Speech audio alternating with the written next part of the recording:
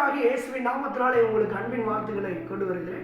பிரியமானவர்களே, இந்த வேத தியான நேரத்திலும் கூட நான் எடுத்துக்கொண்ட தலைப்பு என்னவென்றால், எழும்பிட்டார்னா இறங்கியே ஆவார். எழும்பிட்டார்னா இறங்கியே ஆவார். கொஞ்சம் தெளிவாக நான் விளக்க விரும்புகிறேன். சங்கீதம் 102:13 வசனம் இப்படியாய் சொல்லுகிறது, தேவரீர் எழுந்தருளி சீயோனுக்கு இறங்குவீர், அதற்கு தயை செய்யும் காலமும் அதற்காக குறித்த நேரமும் வந்தது. பிரியமானவர்களை, இந்த நேரத்தில் கூட எழுந்தருளி இறங்குவீர், தயை செய்யும் காலமும் அதற்காக குறித்த நேரமும் வந்தது என்பதை நாம் குறிப்பாக பார்க்க வேண்டிய ஒரு பகுதியாக இருக்கிறது. எழுந்தருளினார் தேவன் ஒரு முறை அவரது சிங்காசனத்தை விட்டு எழுந்தருளினார். என்ன செய்வார்? எழுந்த பிறகு இறங்கி வருவார். யாருக்காக இறங்கி வருவார்? அவரை நோக்கி கூப்பிடுகிற உங்களுக்காகவும் எனக்காகவும் அவர் இறங்கி வருகிறார்.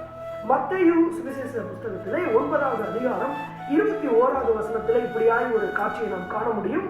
நான் அவருடைய வஸ்திரத்தையாகிலும் தொட்டால் சொஸ்தமாவேன் என்று தன் உள்ளத்தில் எண்ணிக்கொண்டு ஒரு ஸ்திரியை காண முடியும். 12 வருடம் பெரும்பாடினால் பாதிக்கப்பட்ட ஒரு பெண், தொடர்ச்சியான உதிரப்போக்கு, சரீரம் முழுவதும் பலனற்ற நிலை, ஜனங்களினால் ஒதுக்கப்பட்ட ஒரு சூழ்நிலை, அநேக கைகளில் இருந்த சொத்துக்கள் பத்துகள் எல்லாம் ஒளிந்து போயின. மருத்துவர் இடத்திலே செலவழித்து கடைசி வரைக்கும் அவளுக்கு எந்த ஒரு சுகமும் கிடைக்காமல் போனது. பிரியமானவர்களே, அப்படிப்பட்ட ஒரு பெண் தேவன் மீது விசுவாசத்தை கொண்டு தன் உள்ளத்தில் எண்ணிக்கொண்டு, எதை எண்ணிக்கொண்டு? தேவனுடைய வஸ்திரத்தை தொட்டால் தனக்கு சுகம் கிடைக்கும் என்று தேவனை விசுவாசிக்க அவள் தேவன் பின்பாகவே, இயேசு பின்பாகவே சென்று அவருடைய வஸ்திரத்தை தொட்டு சுகமானாள். பிரியமானவர்களே, இந்த நேரத்திலும் கூட அவருடைய அந்த பெண்ணினுடைய இருதயத்தை போல நம்முடைய இருதயமும் கூட ஏதோ ஒரு பிரச்சனை நிமித்தம் அநேக வருடங்களாக நாம் பாடுபட்டு கொண்டிருக்கலாம். ஏதோ ஒரு வியாதி நிமித்தம் அநேக வருடங்களாக நாம் ஒரு சொல்யூஷன் இல்லாமல் தவிக்கலாம். ஏதோ ஒரு பிரச்சனை நிமித்தம் நாம் மாட்டிக்கொண்டு வெளியே வர முடியாமல் கூட தவிக்கலாம்.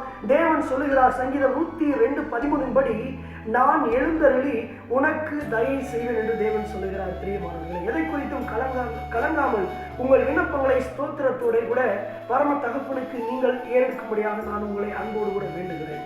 பிரியமானவர்களே, தேவன் சொல்லுகிறார், சங்கீதம் 132:14 சொல்லுகிறார், இது என்றென்றைக்கும் நான் தங்கும் இடம். எது என்றென்றைக்கும் தேவன் தங்கும் இடம்? இதை பேசிக்கொண்டிருக்கிற நானும் நீங்களும் தேவன் தங்கி வாசம் செய்கிற இடமாக இருக்கிறோம்.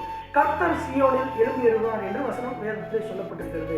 தேவன் தங்கி ஸ்தாபரிக்கிற இடம் சீயோனாக கருதப்படுகிறது.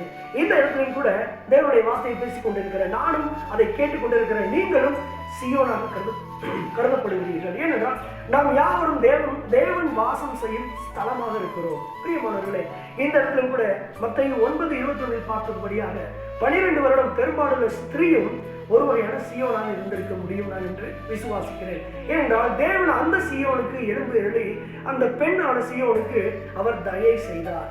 அந்த பெண்ணுக்கு தயை செய்த தேவன் இந்த காணொளியை பார்த்து கொண்டிருக்கிற உங்களுக்கும் தயை செய்வார். உங்களுக்கும் அவர் குறித்த காலத்தில் எல்லாவற்றையும் நிறைவேற்ற வல்லவராய் இருக்கிறார்.